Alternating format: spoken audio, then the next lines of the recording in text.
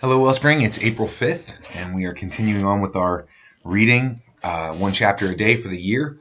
I know many of our ladies are away at ladies' retreat.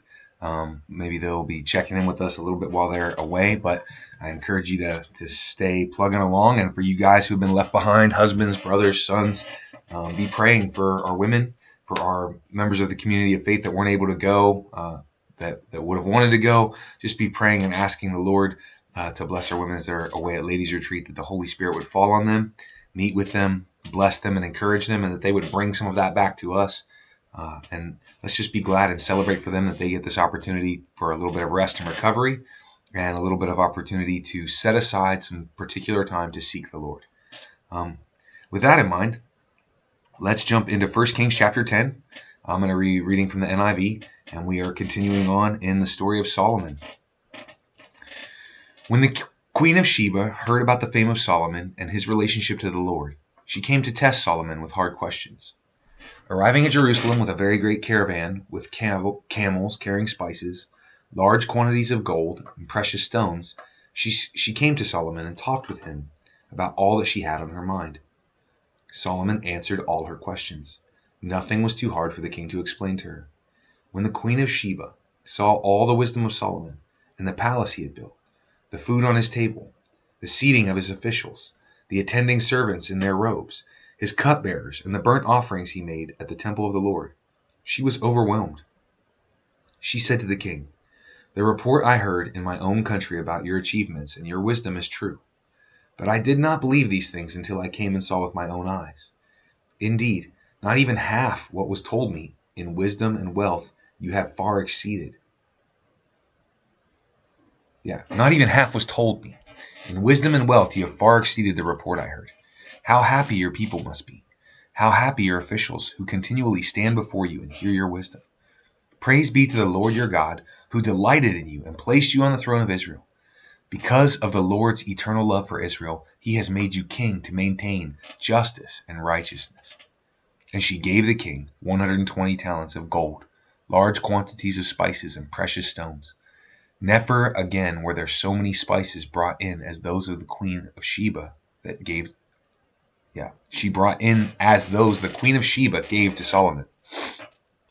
Hiram's ships brought gold from Ophir, and from there they brought great cargoes of amalgwood and precious stones.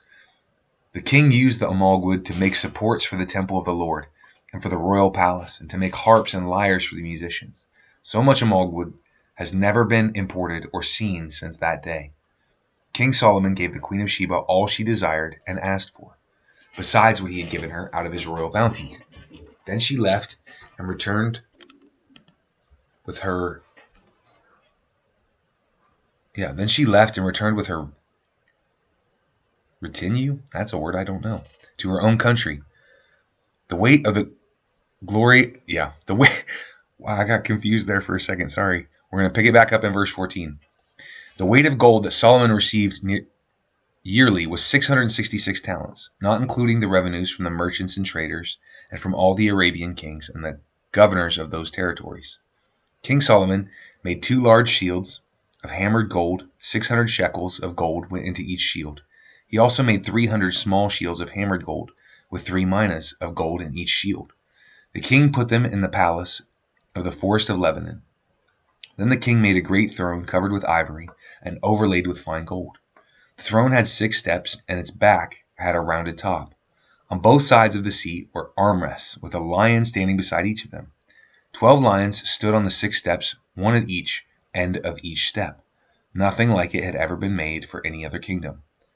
All King Solomon's goblets were gold, and all his household articles in the palace of the forest of Lebanon were pure gold. Nothing was made of silver, because silver was considered of little value in Solomon's days. The king had a fleet of trading ships, a sea along with the ships of Hiram. Once every 3 years it returned carrying gold, silver, and ivory, and apes and baboons. King Solomon was greater in riches and wisdom than all the other kings of the earth. The whole world sought audience with Solomon to hear the wisdom of God, to hear the wisdom that God had put in his heart. Year after year, everyone who came brought a gift, articles of silver and gold, robes, weapons and spices, and horses and mules. Solomon accumulated chariots and horses. He had 1,400 chariots and 12,000 horses, which he kept in the chariot cities, and also with him in Jerusalem. The king made silver as common in Jerusalem as stones, and cedar as plentiful as sycamore fig trees in the foothills.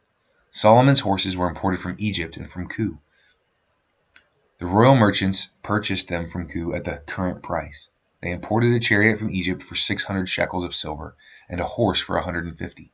They also imported them to all the kings of the Hittites and of the they also exported them to all the kings of the Hittites and the Arameans.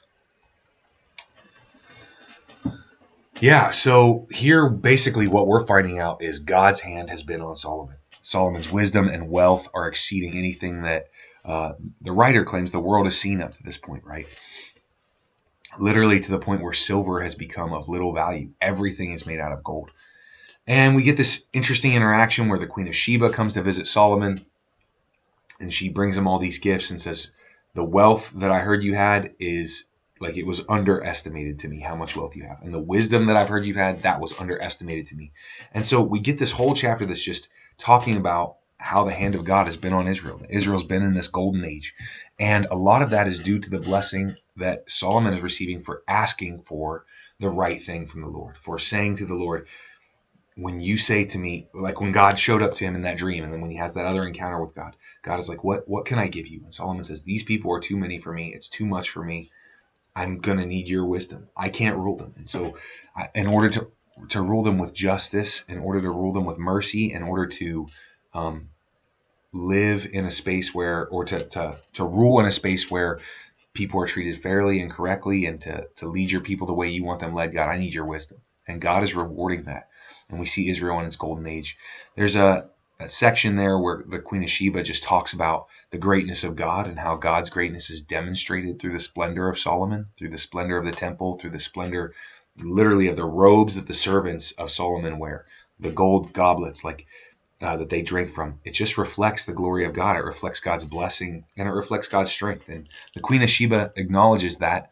And I think there's something in there for us to lay hold of, that we ought to be grateful for the gifts that we have.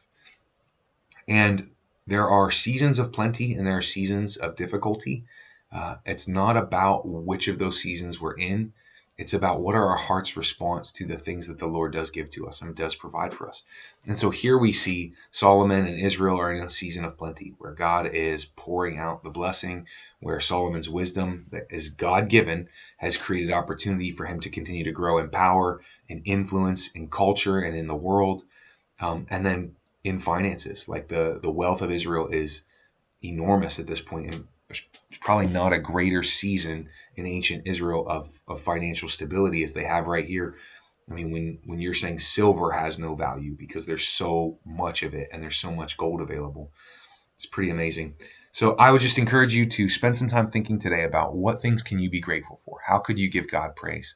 What things can you thank the Lord for?